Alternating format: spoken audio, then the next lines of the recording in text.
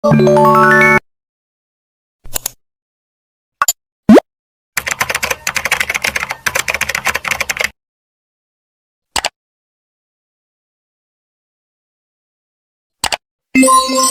Sobat Sehat, perkenalkan nama saya Sabina Putri Herlina dari Poltekkes Kemenkes Jakarta 1, jurusan Kesehatan Gigi. Di sini saya akan menjelaskan tentang white spot.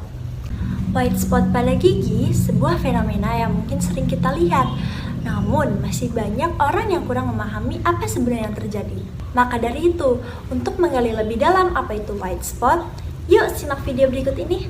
Awal mula terjadinya karies ditandai dengan adanya bercak putih pada gigi atau yang biasa kita sebut white spot. Bercak putih ini muncul karena adanya proses penghilangan kadar garam dan mineral pada jaringan keras gigi akibat plak dan sisa makanan yang menumpuk. Jika dibiarkan terus-menerus, bercak putih ini akan berubah menjadi bercak kecoklatan yang menyebar dan membentuk lubang pada gigi. Jika tidak ditangani, karies ini dapat menyebabkan gigi tanggal, nyeri, infeksi berbahaya, bahkan kematian. Secara umum, penyebab karies gigi pada anak dipicu oleh beberapa faktor yang saling berkaitan. Ada beberapa penyebab terjadinya white spot. Nah, white spot ini bisa terjadi karena faktor eksternal hingga kondisi kesehatan mulut internal. Berbagai elemen bisa berkontribusi terhadap munculnya white spot loh.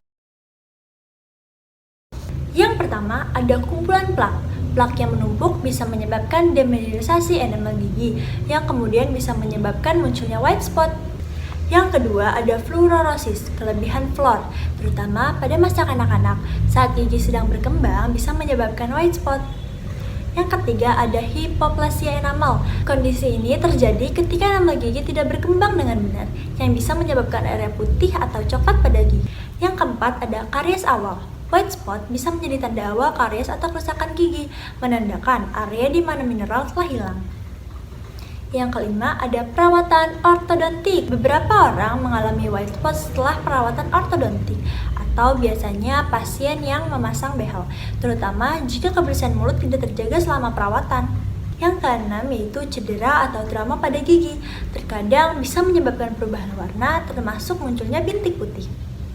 Yang ketujuh atau yang terakhir yaitu genetika. Faktor keturunan juga bisa berperan dalam munculnya white spot pada gigi. Apa aja sih dampak white spot pada gigi? White spot pada gigi mungkin pada awalnya tampak seperti masalah estetika saja. Namun, dampaknya bisa jauh lebih dalam, mencakup aspek-aspek kesehatan mulut yang signifikan. Yang pertama ada estetika dan kepercayaan diri. White spot bisa mempengaruhi penampilan yang mungkin berdampak pada kepercayaan diri. Yang kedua, white spot bisa menjadi tanda awal karies gigi, dan jika tidak ditangani bisa berkembang menjadi kerusakan gigi yang lebih serius. Ketiga, ada sensitivitas gigi. Area gigi white spot bisa menjadi sensitif terhadap suhu panas atau dingin.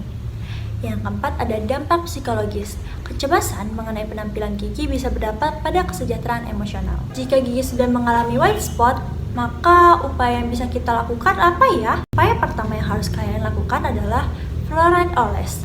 Fluoride topikal atau fluoride oles bisa diberikan pada pasien yang memiliki bercak putih pada gigi. Fluoride topikal dapat mendorong perkembangan email gigi dan membantu mencegah kerusakan gigi. Yang kedua, ada resin composite. Pasien dengan bercak putih pada gigi bisa mendapatkan perawatan penambalan dengan bahan resin composite untuk mengisi gigi yang berlubang dan menutup white spot tersebut. Akan tetapi, opsi terapi ini kurang cocok untuk pasien yang memiliki terlalu banyak bercak putih pada gigi. Upaya yang ketiga bisa kalian lakukan adalah melakukan veneer gigi. Veneer gigi merupakan lapisan tipis yang dipasang menutupi permukaan gigi. Lapisan ini dapat menutupi bercak putih pada gigi maupun noda lain pada gigi dan efektif.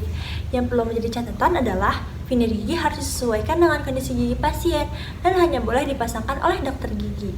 Selanjutnya adalah tips untuk mencegah kerusakan gigi sedini mungkin.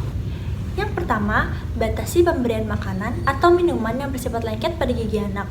Ketika anak sudah boleh mengkonsumsi beragam makanan, sebaiknya dibiasakan untuk mengkonsumsi makanan sehat, kaya serat dan mengandung banyak air seperti buah-buahan dan sayur-sayuran. Yang kedua, segera ganti kebiasaan minum susu dari botol dengan menggunakan gelas. Yang ketiga, bersihkan gigi anak Anda setidaknya 2 kali sehari.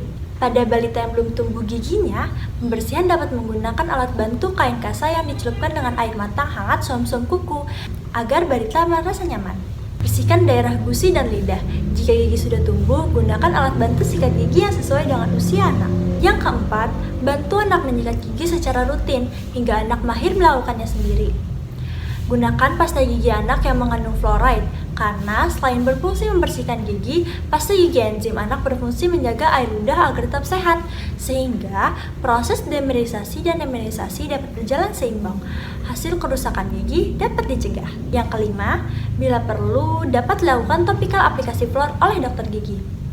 Dan yang terakhir, selalu konsultasikan masalah kesehatan gigi dan mulut Anda pada dokter gigi minimal 6 bulan sekali untuk mencegah kerusakan gigi sedini mungkin.